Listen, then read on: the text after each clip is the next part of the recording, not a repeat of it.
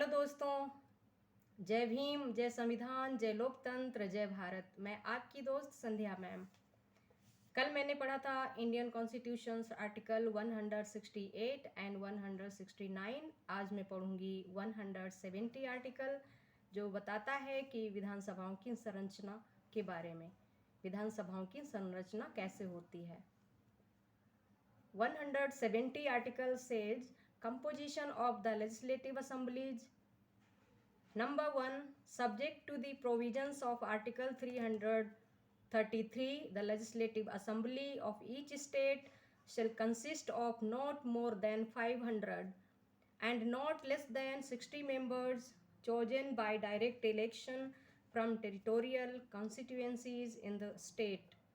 Number 2, for the purposes of clause first, each state shall be divided into territorial constituencies in such manner that the ratio between the population of each constituency and the number of seats allotted to it shall, so far as practicable, be the same throughout the state. Explanation. In this clause, the expression population means the population as ascertained at the last preceding census of which the relevant figures have been published. In this clause, the expression population means the population as ascertained at the last preceding census of which the relevant figures have been published. Provided that the reference in this explanation to the last preceding census of which the relevant figures have been published shall until the relevant figures for the first census taken after the year 2026 have been published be construed as a reference to the 2001 census. Number 3, upon the completion of each census, the total number of seats in the legislative assembly of each state and the division of each state into territorial constituencies shall be adjusted by such authority and in such manner as Parliament may by law determine, provided that such adjustment shall not affect representation in the Legislative Assembly until the dissolution of the then existing assembly. Provided further that such adjustment shall take effect from such date as the President may by order specify, and until such adjustment takes effect, any election to the Legislative Assembly may be held on the basis of the territorial constituencies existing before such readjustment. Provided also that until the relevant figures for the first census taken after the year 2026 have been published, it shall not be necessary to readjust. Number 1. The total number of seats in the Legislative Assembly of each state as readjusted on the basis of the 1971 census, and Number 2, the division of such state into the territorial constituencies as may be readjusted on the basis of the 2001 census under this clause. अब मैं हिंदी में इसको पढ़ लेती हूँ। अनुच्छेद 170। अनुच्छेद 170 क्या कहता है? अनुच्छेद 170 कहता है विधानसभाओं की संरचना के बारे में, बताता है कि विधानसभाओं की संरचना कैसे होती है, कैसे की जाएगी इस अनुच्छेद के द्वारा। नंबर 1, अनुच्छेद 333 के उपबंधों के अधीन विधानसभाओं की संरचना अनुच्छेद 333 के अनुच्छेद के उपबंधों के अधीन रहते हुए प्रत्येक राज्य की विधानसभा उस राज्य में प्रादेशिक निर्वाचन क्षेत्रों से प्रत्यक्ष निर्वाचन द्वारा चुने हुए 500 से अनधिक और 60 से अन्यून सदस्यों से, यानी इसमें क्या है कि 500 से अधिक नहीं होने चाहिए और 60 से कम नहीं होने चाहिए सदस्य।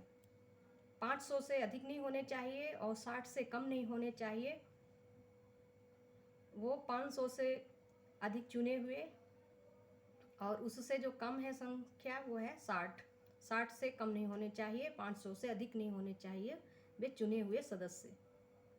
प्रादेशिक निर्वाचन क्षेत्रों से प्रत्यक्ष निर्वाचन यानी डायरेक्ट इलेक्शन के द्वारा चुने हुए 500 से ज़्यादा नहीं, 60 से कम नहीं सदस्यों से मिलकर बनेगी। नंबर 2, खंड 1 के प्रयोजन के लिए प्रत्येक राज्य को प्रादेशिक निर्वाचन क्षेत्रों में ऐसी रीति से विभाजित किया जाएगा। नंबर 2, खंड 1 के प्रयोजनों के लिए प्रत्येक राज्य को प्रत्येक राज्य है उसको प्रादेशिक निर्वाचन क्षेत्रों में ऐसी रीति से विभाजित किया जाएगा कि प्रत्येक निर्वाचन क्षेत्र की जनसंख्या का उसको आवंटित स्थानों की संख्या से अनुपात समस्त राज्य में यथासाध्य एक ही हो। ओके, स्पष्टीकरण इसका है, इस खंड में जनसंख्या पद से ऐसी अंतिम पूर्ववर्ती जनगणना में अभिनिश्चित की गई जनसंख्या विपरीत है जिसके सुसंगत आंकड़े प्रकाशित हो गए हैं। परंतु इस स्पष्टीकरण में अंतिम पूर्ववर्ती जनसंख्या के प्रति जिसके सुसंगत आंकड़े प्रकाशित हो गए हैं निर्देश का जब तक सन 2026 के पश्चात की गई पहली जनगणना के सुसंगत आंकड़े प्रकाशित नहीं हो जाते हैं, ये अर्थ लगाया जाएगा कि वे 2001 की जनगणना के प्रति निर्देश हैं। यानी इसको 2001 की जनगणना का ही आधार बनाया गया और 2026 तक के लिए इसमें मतलब कोई भी जो भी सदस्यों की संख्या है उससे ज़्यादा बढ़ाई नहीं जाएगी। 2026 के पश्चात की गई पहली जनगणना के सुसंगत आंकड़े प्रकाशित नहीं हो जाते हैं तब तक क्या होगा, 2001 की जनगणना के जो प्रकाशित आंकड़े हैं उसी आधार पर जो विधानसभाओं की संरचना बनाई जाएगी। नंबर 3, प्रत्येक जनगणना की समाप्ति पर प्रत्येक राज्य की विधानसभा में स्थानों की कुल संख्या और प्रत्येक राज्य के प्रादेशिक निर्वाचन क्षेत्रों में विभाजन कार्य से प्राधिकारी द्वारा और ऐसी रीति से पुनः समायोजन किया जाएगा। यानी जो हमारे देश में जनगणना होती है वो प्रत्येक 10 वर्ष में होती है, तो इसलिए हर 10 वर्ष के बाद होती है, तो उसके अनुसार ही विधानसभा में स्थानों की कुल संख्या प्रत्येक राज्य के प्रादेशिक निर्वाचन क्षेत्रों में विभाजन कार्य से प्राधिकारी द्वारा और ऐसी रीति से पुनः समायोजन किया जाएगा जो संसद विधि द्वारा अवधारित करे। परंतु ऐसे पुनः समायोजन से विधानसभा में प्रतिनिधित्व पद पर तब तक कोई प्रभाव नहीं पड़ेगा जब तक उस समय विद्यमान विधानसभा का विघटन नहीं हो जाता है। परंतु यह और कि ऐसा पुनः समायोजन उस तारीख से प्रभावी होगा जो राष्ट्रपति आदेश विनिर्दिष्ट विनिर्दिष्ट करे और ऐसे पुनः समायोजन के प्रभावी होने तक विधानसभा के लिए कोई निर्वाचन उन प्रादेशिक निर्वाचन क्षेत्रों के आधार पर हो सकेगा जो ऐसे पुनः समायोजन पहले विद्यमान हैं। परंतु ये और भी कि जब तक सन 2026 के पश्चात की गई पहली जनगणना के सुसंगत आंकड़े प्रकाशित नहीं हो जाते हैं तब तक इस खंड के अधीन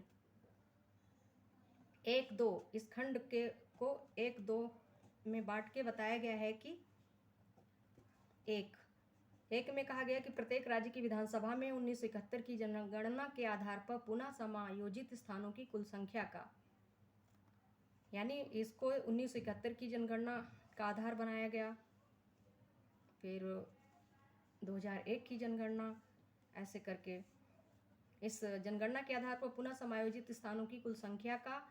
नंबर 2, ऐसे राज्य के प्रादेशिक निर्वाचन क्षेत्रों में विभाजन का जो 2001 की जनगणना के आधार पर पुनः समायोजित किए जाएं। पुनः समायोजन आवश्यक नहीं होगा, इसमें बात का जिक्र किया गया है। तो तो दोस्तों आज मैंने बताया है कि विधानसभाओं की संरचना के बारे में, composition of the legislative assemblies, राज्यों की जो विधानसभाएं हैं उनकी संरचना कैसे होती है, उसके लिए भारतीय संविधान का अनुच्छेद 333 के उपबंधों के अधीन ये संरचना की जाती है। और ये कौन तय करता है? आगे विधि बनाती है संसद और राष्ट्रपति। तो चलें, अब आज के लिए इतना ही। कल मैं पढ़ूंगी अनुच्छेद 171 विधान परिषदों की संरचना के बारे में। जब तक के लिए जय भीम, जय संविधान।